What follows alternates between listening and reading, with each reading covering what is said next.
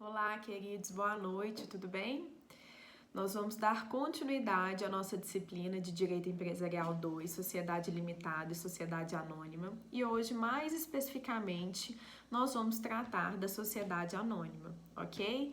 Lei 6.404 de 76, a gente vai chamar daqui para frente de Lei das SA, tá? Como ela costuma ser chamada. E vamos entrar numa parte do conteúdo que a gente já veio discutindo desde o início, que é o quê? Inicialmente a gente tinha a sociedade simples e a sociedade anônima, e aí foi criada uma sociedade intermediária que fosse de simples funcionamento como a sociedade simples, mas que tivesse uma responsabilidade limitada como a sociedade anônima, e é por isso que foi criado a sociedade limitada. E a sociedade anônima deixou de existir? Não, ela permanece. E ela é um grande tipo societário do mercado, tá? Está presente em várias empresas, são constituídas em forma de sociedade anônima. E é por isso que nós vamos tratar dela e é por isso que ela é tão importante pra gente, assim como a limitada, ok? Então, primeiramente, nós vamos tratar do histórico. Eu disponibilizei para vocês os slides. O nosso próximo vídeo, a nossa próxima videoaula, inclusive, vai ser com os slides aparecendo e o meu rosto no cantinho da tela. Eu, infelizmente, não consegui fazer essa gravação hoje, porque a plataforma do YouTube para conectar o Canvas me pediu 24 horas para poder ativar. Então, devido a isso, eu não vou conseguir fazer esse streaming, né? Mostrar a tela e falar ao mesmo tempo com vocês. Mas eu peço que vocês acompanhem esse material que eu mandei para vocês juntamente com a videoaula, até para que vocês possam fazer anotações, assim como fazíamos em sala, né? Eu montei os slides para vocês como o nosso caderno em sala, assim como eu fazia o quadro em sala. Então, conteúdo de forma completa e organizada para facilitar a vida de vocês. Então, acompanhe aí que eu vou acompanhando aqui também pelo computador. Combinado? Primeira coisa, o histórico. A sociedade anônima ela tem um papel importante no mercado, pelo tipo de função social que ela exerce. Qual? Ela exerce uma atividade totalmente empresarial.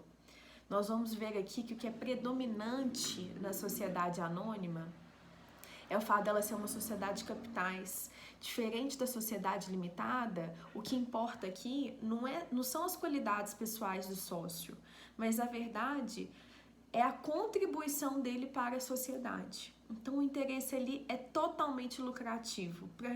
Para que serve uma sociedade empresária? Para a obtenção de lucro, ok? Nós temos então 3 fases, acompanhem aí comigo no slide que eu mandei para vocês. A fase de privilégio, a fase de autorização governamental e a fase de liberdade plena. O que é isso? Em 1407, Idade Média, em Gênova, Casa de San Giorgio, as pessoas, os particulares, eles realizavam empréstimos para o Estado. Em troca, eles poderiam cobrar tributos. Como assim, professora? Eles faziam, por exemplo, um empréstimo de 100 mil para o Estado.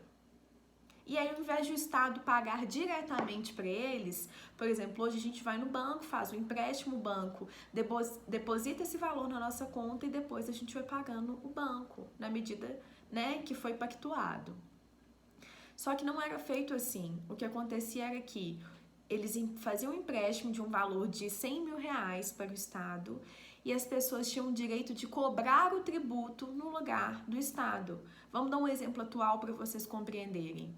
Eu emprestei 100 mil para o município e ao invés de o município me pagar, então eu vou começar a cobrar IPTU das pessoas no lugar dele. É um exemplo a grosso modo, mas só para que vocês entendam como era feita essa cobrança. À medida que as pessoas emprestavam, então o Estado terceirizava a função de cobrança desse imposto. Elas recebiam esse imposto no lugar do Estado para que o empréstimo fosse sendo quitado, ok? Depois E é importante falar o seguinte, isso era um modelo, era uma inspiração de sociedade anônima, porque ela ainda não era considerada como uma sociedade anônima, mas eram os primeiros traços surgindo aí na nossa história. Depois veio as sociedades coloniais, início do século XVII, a Companhia das Índias Orientais, em 20 de março de 1602. Foi considerada a primeira sociedade anônima, constituída pelo Estado, capitais públicos e particulares. Coloquei para vocês. É uma forma de descentralização. O que é isso? Essa Companhia das Índias, então, ela passou a perceber na sociedade não só o capital público, como o capital privado também. Então, o que acontece nesse momento? Eu vou descentralizar. Eu vou tirar as funções, algumas funções do Estado e vou passar isso para uma empresa. Foi a colonização do novo mundo. E é o que acontece hoje, é uma terceirização da função estatal. Né? O Estado, ele deixa de ter um monopólio completo de tudo e ele passa a terceirizar essas funções, ok? Bom, nós entramos então na fase de privilégio. Olha, eu tenho a sociedade, a Companhia das Índias Orientais, que é o quê? Uma autonomia de direitos. Eu posso fazer, eu tenho uma sociedade anônima? Tenho, e ela está vinculada ao poder soberano. Ela é parte estatal. Ah, professora, me dá um exemplo que eu possa contextualizar. Um exemplo é o Banco do Brasil, criado em 1808. Ele entrou aí na fase de privilégio. Ele tem uma autonomia? Tem, mas ele está vinculado a quem? Está vinculado ao Estado. E quando eu falo Estado, eu falo de Estado numa visão macro, tá? E aí? E aí nós temos aí no segundo slide que eu coloquei para vocês, a Revolução Francesa. Com a Revolução Francesa veio uma ampla liberdade de associar, uma ampla liberdade de comércio. Só que acontecia o quê? Aconteceu abuso por parte das pessoas. Toda vez que você tem uma liberdade muito grande e não tem nada regulando, acontece o quê? Abusos, né? Isso acontece não só desde lá de trás, mas acontece hoje também. Tem que ter essa intervenção. E foi o que aconteceu com o Código Francês em 1807. E aí nós saímos da fase do privilégio e entramos na fase da autorização governamental, que eu coloquei para vocês o quê? Que dependia da regularidade. Era uma fase burocrática. Não bastava só a empresa ser regular e ter a autorização para funcionar. Essa autorização dependia de um processo burocrático, o que dificultava,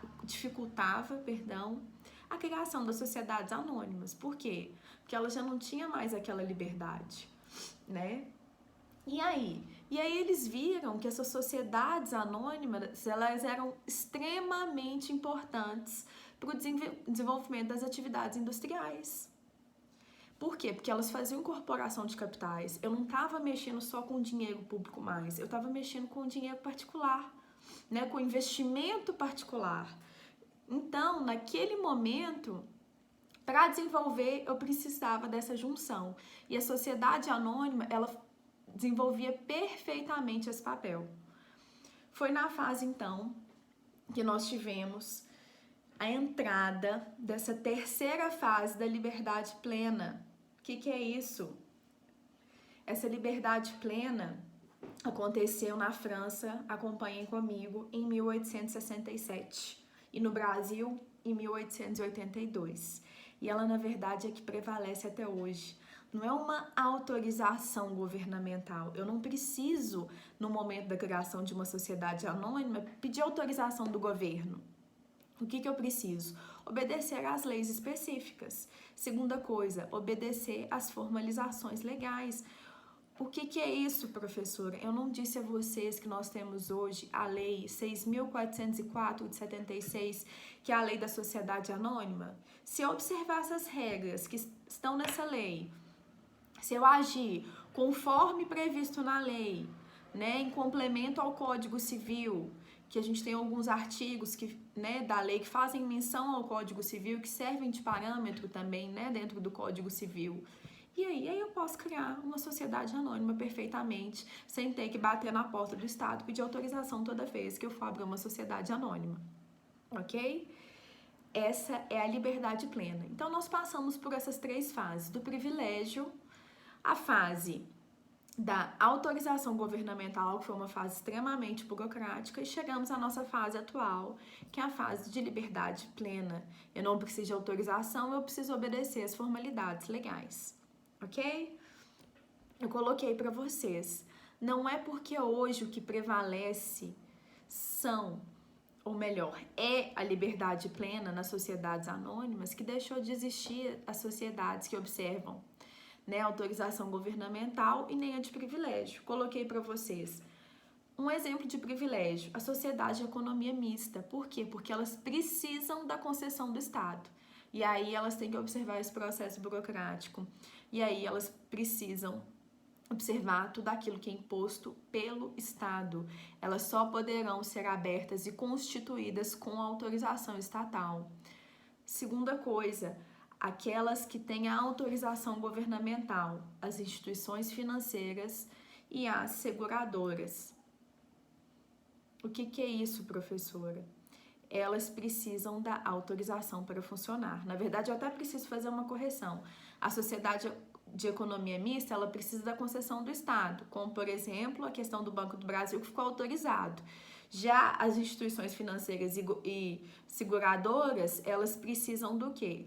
Elas precisam observar a burocracia para poder conseguir a autorização governamental. Por exemplo, seguradoras, elas são reguladas pelo SUSEP, né? Diferente das associações, que observam o quê? Observam a liberdade plena. Combinado? Feita essa correção aí para vocês, que eu misturei o conceito, peço perdão a vocês. Então, feita essa correção, nós vamos dar continuidade. Nós saímos agora da parte histórica, frisando o quê? O que prevalece? Qual é a forma, né, a fase de maior parte das constituições das sociedades anônimas que nós temos hoje? As sociedades com liberdade plena. Importante, anotem isso, frisem isso, porque isso vai ser cobrado de vocês e é preciso que vocês tenham essa compreensão para vocês entenderem o funcionamento da sociedade anônima, ok? Próximo slide, as características. Eu vou ler com vocês um conceito que eu coloquei, assim como nós fazemos em sala, que eu vou ler para vocês o conceito, vocês acompanhem comigo e eu vou explicar o porquê desse conceito. A sociedade sem firma social, onde todos os seus sócios respondem pelo valor das ações que subscrevem ou lhes são cedidas, as quais, por sua vez, podem ceder-se livremente. Gente, o que é isso? O que é firma, professora? Vocês lembram? Ou melhor, o que é sem firma? Vocês lembram que a sociedade limitada, ela pode ter a firma no nome? Lembram disso? Então, eu posso ter, meu sobrenome é Santos. Santos, padaria, panificadora. É uma possibilidade. Aqui não. Na sociedade anônima, funciona de forma diferente. Porque aqui nós não estamos ligados pelas nossas características e qualidades pessoais. Nós estamos ligados única e exclusivamente por uma questão de capital, por uma questão de contribuição. Então, aqui dispensa-se a firma. Eu não preciso do nome dos sócios. Eu não tenho aqui o nome dos sócios, tá? Então, não tenho firma nem essa razão social que era presente na sociedade limitada, ok? Coloquei mais um conceito aí para vocês entenderem também. Nosso próximo tópico aí é o que eu já comecei a tratar com vocês. A sociedade anônima é uma sociedade de capitais. Pouco me importa aqui a affectio societatis. O que me importa é a contribuição, é o valor que será subscrito. As suas ações. Na sociedade limitada, nós tínhamos cotas, né? O contrato social. Aqui não. Aqui nós temos ações, ok? A divisão do capital é feita o quê? Em ações. Enquanto na sociedade limitada a divisão do capital era feita em cotas, aqui nós temos a divisão do capital social feita em ações. Terceira coisa que eu coloquei para vocês, a responsabilidade é limitada. e ela é limitada ao valor nominal da ação, ok? Ah, professor, o que é o valor nominal da ação? O valor nominal da ação é aquele que está lá no início, no Estatuto Social da Sociedade Anônima, falando se eu tenho uma empresa, por exemplo, com 100 mil de capital social e eu tenho 1000 ações, cada ação vai valer, o valor nominal dessa ação vai ser o quê? R$100. Então, se eu tenho 3%, eu vou ter R$300, não é isso? E aí? E aí que a minha responsabilidade vai ser limitada a esse valor, ok? Então, a responsabilidade dos sócios é limitada ao valor da ação nominal, ok? Qual que é a natureza? A natureza é empresarial. Diferente das outras, né? Da sociedade limitada, que a gente tem uma característica aí pessoal, ela muito se assemelha à sociedade simples, né? Aqui não. Aqui o fim e a natureza é totalmente empresarial. Lembrem-se sempre, a sociedade anônima é uma sociedade de capitais. Eu quero que vocês grifem isso e se atentem a isso. Quinto tópico, livre negociação das ações. Eu posso restringir, mas eu não posso impedir. Eu posso colocar regras para a cessão dessas ações, mas eu não posso impedir que essa cessão seja feita, essa negociação seja feita. Tudo bem? Próximo tópico, falecimento dos sócios. Eu não sei se vocês se lembram, mas na sociedade limitada, no momento do falecimento, nós conseguíamos perceber algumas peculiaridades, né, no momento do falecimento do sócio. Quais peculiaridades?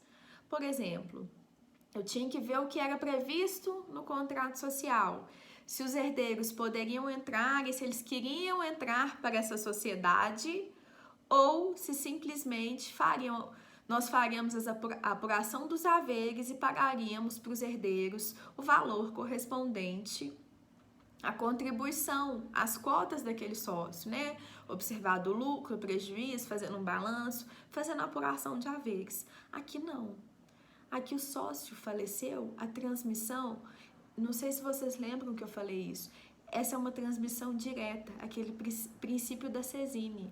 Com a morte, a transferência é automática para os herdeiros, né? Que é esse princípio do direito de família que eu expliquei para vocês em sala. E na sociedade anônima funciona assim, tá? No momento da morte do sócio, as ações dele se transferem automaticamente para os herdeiros dele.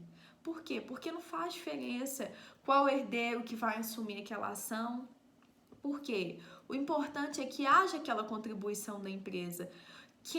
O que vai fazer não faz diferença. Por quê? Porque, mais uma vez, eu friso isso para vocês e é importante que vocês compreendam.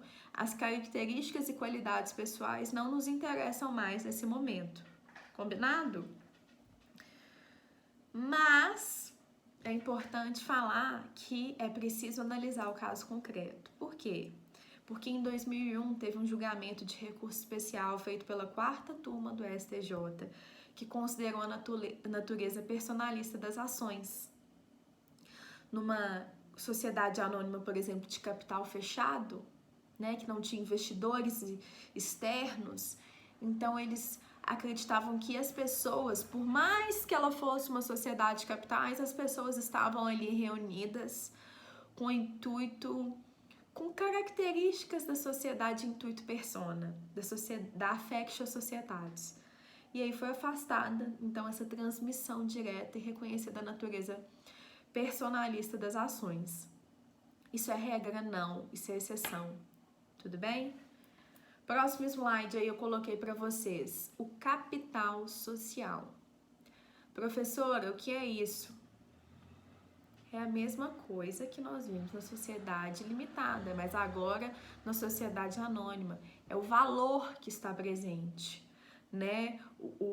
Qual preço que eu vou dar para a minha sociedade. Ele é dividido em frações iguais, mas eu posso ter 5% das ações e B ter 40% das ações e C ter 35%, perfeitamente. Só que as ações terão o mesmo valor.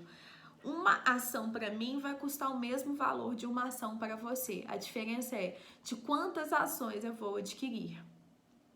Elas são títulos negociáveis, principalmente por quê? Porque elas são negociáveis no mercado de valores mobiliários, a CVM, né, que nós veremos mais à frente. Aqui nós não chamamos mais de cotas, nós chamamos de ações. E elas servem como o quê? Como forma de investimento.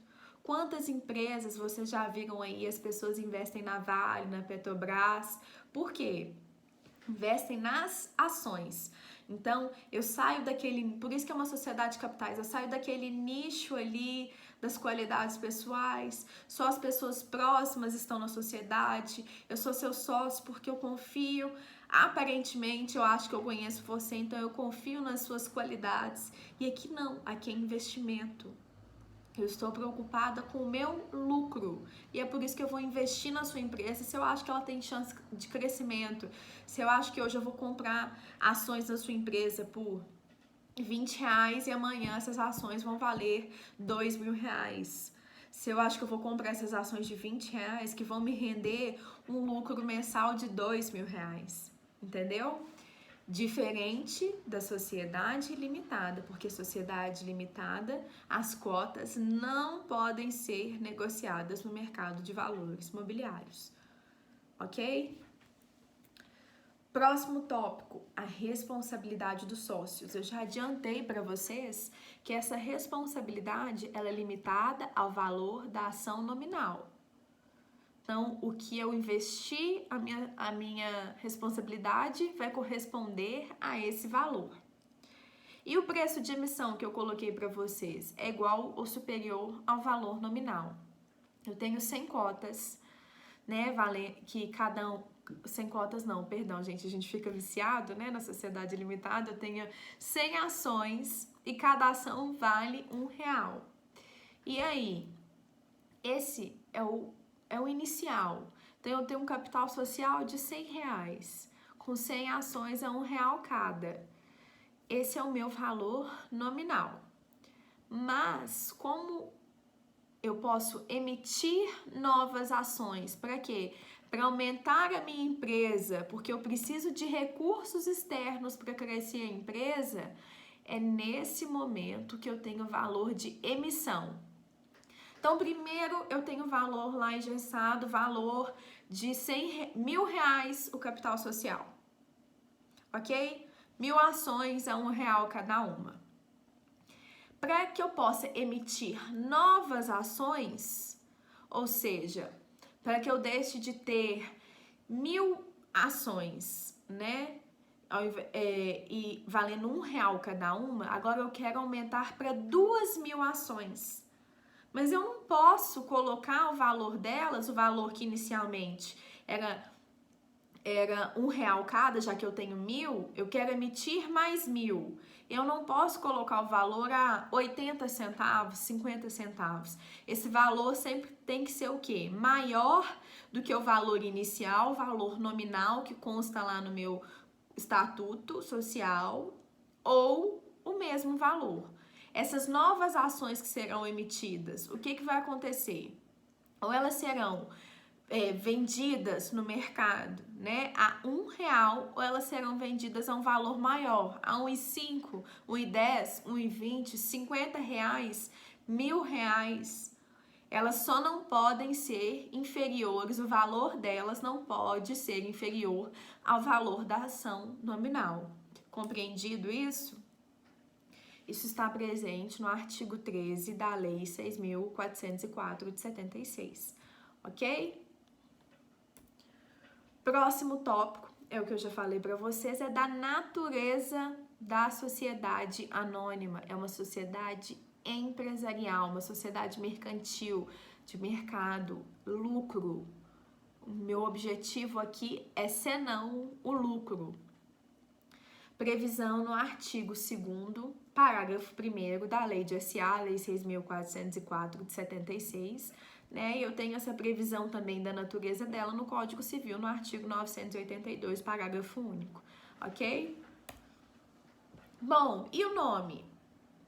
No momento que a gente foi tratar da sociedade limitada, nós observamos algumas características, né? Na sociedade anônima também devem ser observadas algumas formalidades. Quais? O anônimo. O que é isso, professora? A sociedade anônima, na verdade, anônimos são os sócios.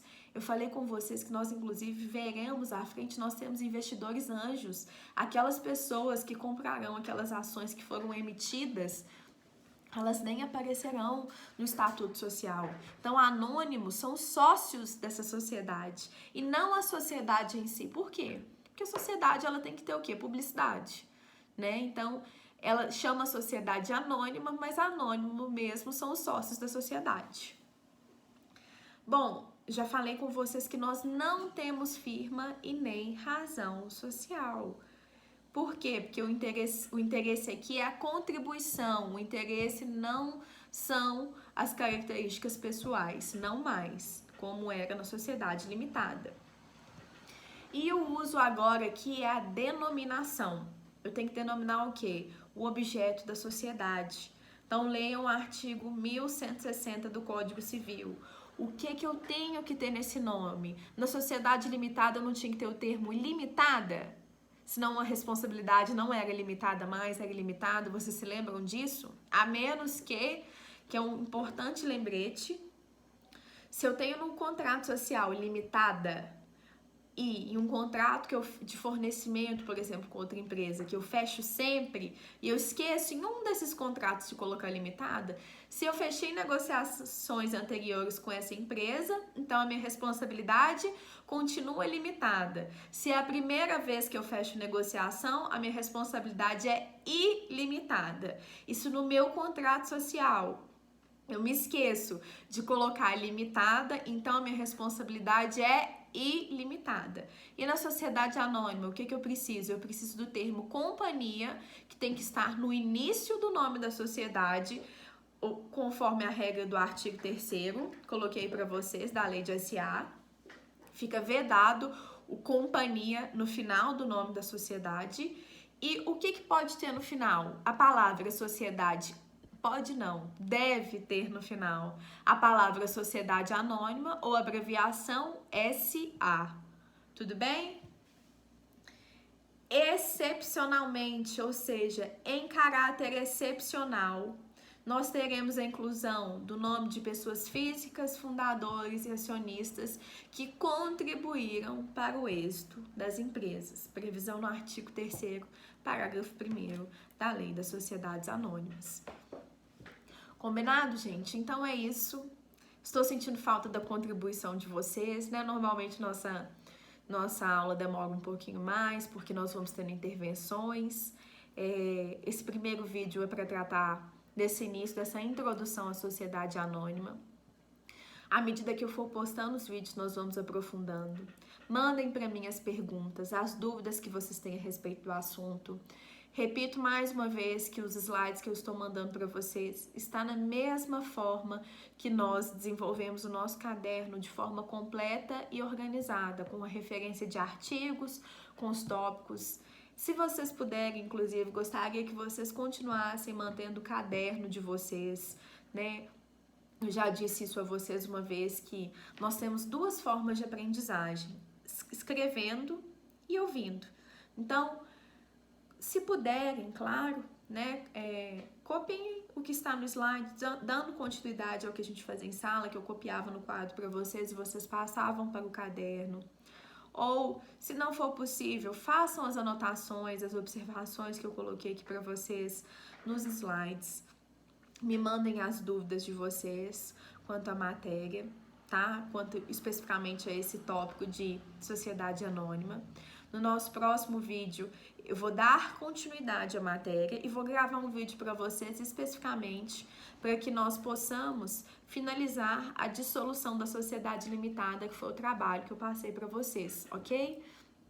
Então, eu fiz esse trabalho para que vocês finalizassem, né, a matéria de sociedade limitada, vocês apresentariam em sala, mas em decorrência, né, dessa nova situação, desse cenário atual que nós estamos vivendo. Então, vocês ficaram de enviar para mim esse trabalho pelo sistema.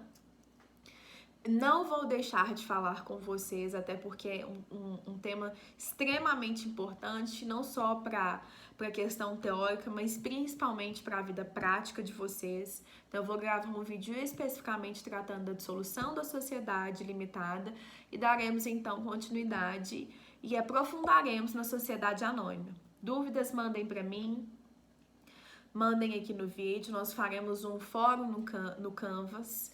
E estou à disposição de vocês, ok? Até a próxima aula, beijos!